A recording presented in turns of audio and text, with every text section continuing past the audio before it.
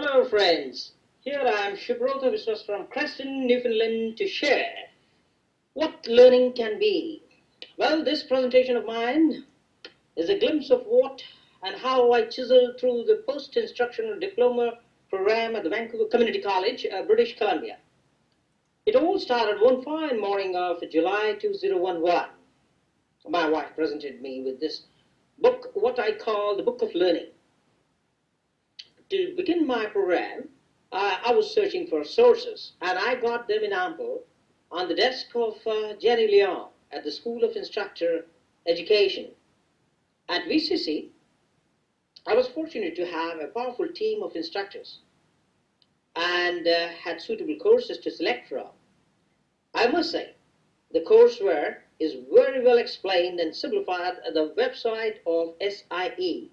One has the freedom to do both face-to-face and online classes, which of course I enjoyed.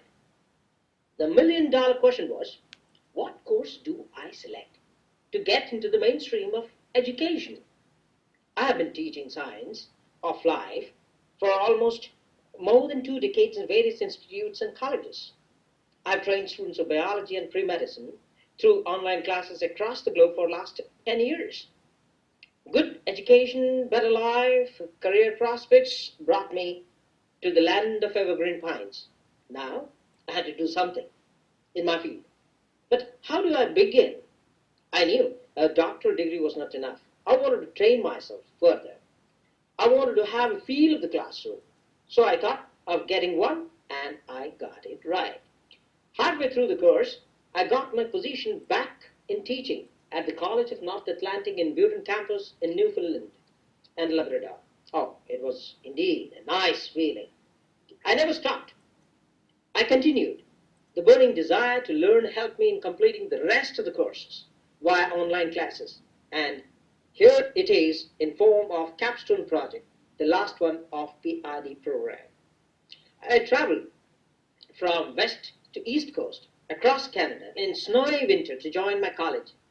Let me share with you all how each course was so very useful and how I did it. First, I wanted to make sure the course was for me.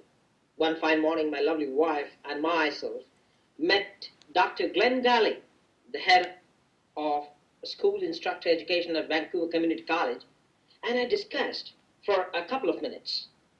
I think the gentleman sparked us, and the rest is, of course, a history.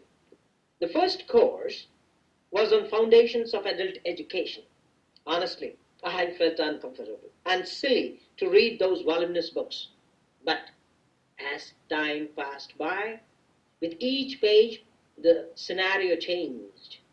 I could write the journals based on APA citation style with the kind of scientific background that I had. Sharing views on the sky with my instructor did the rest. But I finished this course and joined the first classroom in between. PID provided me the plethora of knowledge. I moved from cognitivism to constructivism, learned several theories of learning. The use of technology struck the chord. I love potatoes, no doubt, but here I learned about hot potatoes, pichakucha, the CIQs, the Dacom development, to name a few. Truly, I had no knowledge of this science before. Chris Carroll sailed us through Dacom development, the BOPs, and in particular the student-centered, competency-based education method discreetly relating to critical thinking and problem solving. His classes remind me of what I wrote in one of my assignments. I still remember that. As a good cook makes a nice dish, so does an instructor plans a good lesson plan. I recollect the article written by David Tickner, differentiating the competencies and the outcomes. I always carry forward the words of Prue Moore. According to her, learners learn more from activities and emphasized on how important it is to have feedbacks. Of course, creating an effective presentation is the backbone of lesson plan. This, of course, is an education for me. What is AHA movement? How to follow the rubrics, how to create an exam, and create a course evaluation plan. And if you need to know that, I would say one must listen to Dr.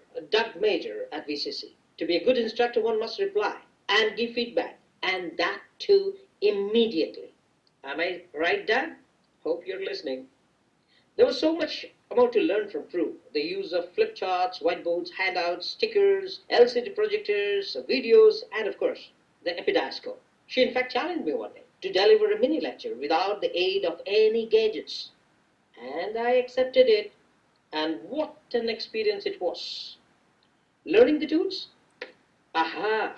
That was truly my moment of joy. Days and days after, I would spend and explore the newer web tools. I'm sure Brian Collett would love to see how I use the students' questionnaire. I've demonstrated one for my capstone project too. I remember how Brian would correlate double looping with what we call out-of-box learning. Journal writing and activities in the classes are assets in the process of learning. Trisha Kibisalo showed us how to bring in a stalwart like Bob Atkins into the class for an excellent demonstration. The clicker method was one of them. Another aha moment indeed. Actions speak louder. During my entire program, I saw at least 3 classical examples. I will play, and I must admit that I missed Bob as one of my instructors. Now that I have climbed the mountains and reached the summit, I can go down flying. When I sit back and think about how much we learned, the fact is, there is so much more to learn. I wish we had a larger CPU. We had some tsunamis too. I was doing my media course when suddenly my computers crashed. However, I got a new one. I had lots of aha moments. Imagine how big an aha moment can be when you are asked to be a trainer or an instructor before you could even complete your training.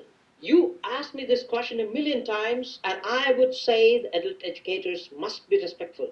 My professional practice needs assessment, continuous research, evaluation, consistency, and constructive approach. The PID program would always remind me of these qualities. I thank all my guides, my friends, for helping me cruise through this journey. And surely, I would have failed in this examination without the support of my wife. Happy learning to you all, my friends.